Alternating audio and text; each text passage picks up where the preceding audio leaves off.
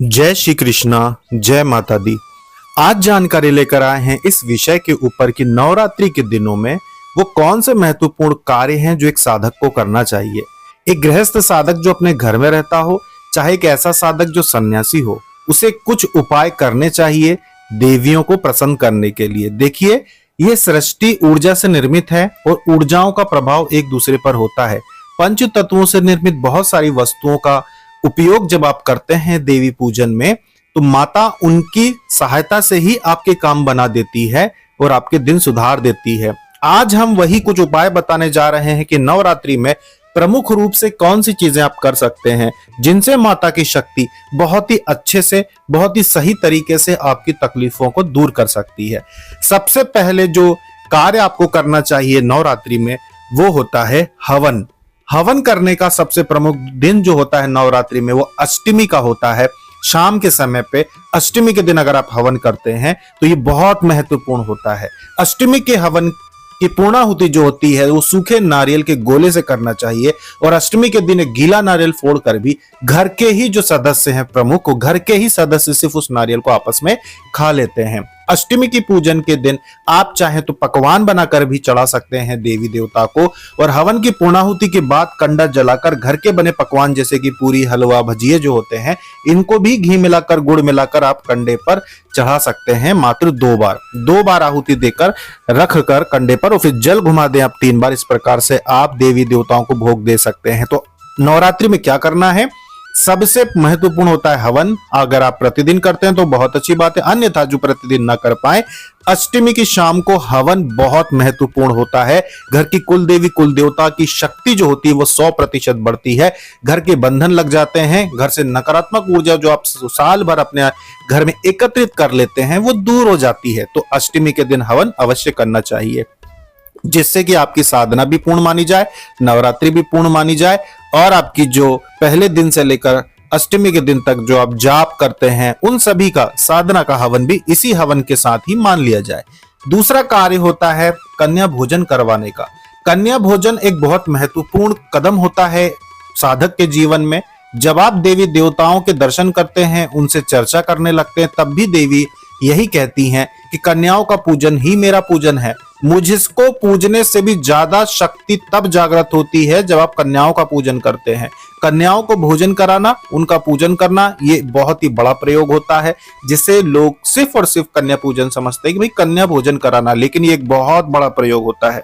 कन्या भोजन कराइए तो घर की कुल देवी, कुल देवता प्रसन्न होते हैं और घर में देवी और अधिक जल्दी आ जाती है जो उनको सिद्ध करना चाहते हैं। तो कन्या भोजन भी आपको अष्टमी के दिन अगर करने का मौका मिल जाए तो बहुत ही अच्छा होता है। इसीलिए आप चाहें तो अष्टमी के दिन हवन करने के बाद कन्या भोजन कराएं। जैसे कि शाम को हवन करवा दिया तो रात्रि में कन्या भोजन करा दें। अगर शाम को समय नहीं है तो दिन में अगर आपने हवन कर लिया है तो दिन में हवन कर लो और शाम को आप कन्या भोजन करा लो। इस प्रकार से आप कर सकते हैं। इसके बाद अगली चीज होती है कि माता रानी का जो पूजन होता है अष्टमी के दिन, वो किस प्रकार करना है। देखिए, अष्टमी के दिन हो चाहे प्रतिदिन हो, माता रानी को सुबह शाम आपको पूरी प्रसन्नता के साथ उनके मंदिर में जाना चाहिए, यानी कि घर में जो मंदिर है आपका वहां जाना चाहिए, प्रणाम करना चाहिए, और सुबह और शाम दोनों समय आरती माता की करना चाहिए नवरात्रि के दिनों में। इसका एक अपना महत्व होता है। इसके बाद आती है सामग्रियों की कि भाई और क्या हम माता को चढ़ा सकते हैं। तो वो होता है चुनरी। एक लाल चुनरी आप ले आइए, थोड़ी सी बड़ी लेके आइए जिसको माता पे आप चढ़ा सकें। तो एक चुनरी आप चढ़ाइए माता को। इसके अलावा जो 16 श्रृंगार की सामग्री होती है उसे भी आपको माता को चढ़ाना चाहिए। 16 श्रृंगार की जो सामग्री आप चढ़ाती हैं माता को, ये सीधे सीधे माता तक पहुंचती है। और क्योंकि माता जो होती है इस दुनिया में शक्ति का स्वरूप है, शक्ति का मूल है, इसीलिए घर में शक्ति स्वरूप में, चाहे वो स्त्री हो, चाहे धन संपत्ति, माँ लक्ष्मी, अष्ट लक्ष्मी, हर प्रकार से आप अगर माता को 16 श्रृंगार की सामग्री चढ़ाते हैं तो माता प्रसन्न हो जाती है, हर प्रकार के सुख देने को आतुर हो जाती हैं। इसीलिए लाल चुनरी के साथ 16 श्रृंगार की सामग्री नवरात्रि में एक दिन कभी भी माता को जरूर चढ़ाना चाहिए। हो सके तो पहले दिन चढ़ा दीजिए या फिर आप अष्टमी के दिन चढ़ा दीजिए। इसके बाद आती है लाल ध्वजा।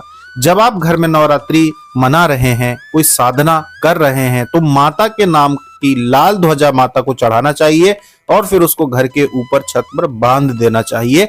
इससे भी माता प्रसन्न होती हैं, इससे भी देवियां प्रसन्न होती हैं, इससे भी मातृ तत्व की शक्ति ऊर्जा आपके घर में प्रवेश करती हैं। इसलिए लाल ध्वजा भी बहुत ही ज्यादा महत्व रखता है।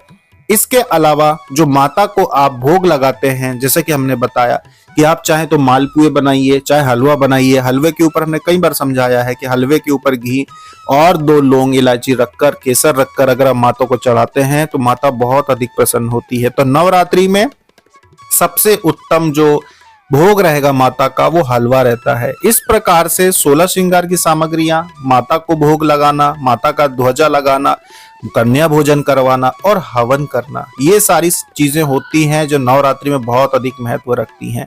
अब बात करते हैं नींबू की माला की। बहुत सारे लोग नींबू की माला चढ़ाने के विषय में पूछते हैं कि हम कैसे चढ़ाएं, क्यों चढ़ाएं, क्या होता है। नींबू की माला जो होती है, नींबू ऐसी शक्ति होती है जिसमें सभी सकारात्मक शक्तियों को आकर्षित करने की क्षमता होती है और नकारात्मक शक्तियों को अपने अंदर बांध लेने की शक्ति होती है। तो माता को जो लोग अपने हाथों से नींबू की माला चढ़ाते हैं नवरात्रि में, अष्टमी के दिन चढ़ा दीजिए आप, और उसके बाद में उसको आप कहीं भी ऐसी जगह पे विसर्जन कर दीजिए या छोड़ के आ जाइए जहां पर आप दोबारा नहीं जाएंगे कुछ दिनों तक। तो इस प्रकार से अगर कोई घर में चढ़ाना चाहे तो नींबू की माला घर में अपनी माता को चढ़ा सकते हैं, या मंदिर में जाके आप अष्टमी के दिन चढ़ा दीजिए। तो आप जब अपने हाथों से छूकर नींबू की माला चढ़ाते हैं तो नींबू की माला के साथ आपके घर की नकारात्मक ऊर्जा भी माता खींच लेती है। नींबू की माला के साथ नकारात्मक ऊर्जा चली जाएगी, आपका शरीर हल्का हो जाएगा और ये लाभ आपको देखने को मिलते हैं। अन्यथा माता चाहे तो भाई नींबू तो हर जगह उपलब्ध होते हैं, तो क्या माता स्वयं नींबू नहीं ले सकती? माता को नींबू नहीं चाहिए होता। वास्तव में आपके हाथ से छुआ हुआ नींबू जो होता है वो आपके घर की नकारात्मक ऊर्जा को बांध देता है। इसीलिए आपसे कहा जाता है कि नवरात्रि में जिन लोगों को भी है सक्षम वो करने में, नींबू की माला लेके 9 दिन में कभी भी नवरात्रि में माता के मंदिर में चढ़ा के आए, या घर में ही चढ़ा के उसको अगले दिन या तो मंदिर में रख के आ जाएं, या फिर विसर्जन कर दें, या फिर ऐसी किसी जगह पर डाल दें जैसे कोई जंगल है कि जहां पर वो प्राकृतिक रूप से आप उसको कहीं भी फेंक सकते हैं। इस तरीके से आप चीजें कर सकते हैं। तो ये भी जानकारी नवरात्रि में क्या क्या सही चीजें, क्या क्या उपाय आप कर सकते हैं। अभी तक के लिए इतना ही। जय माता दी, जय श्री कृष्णा।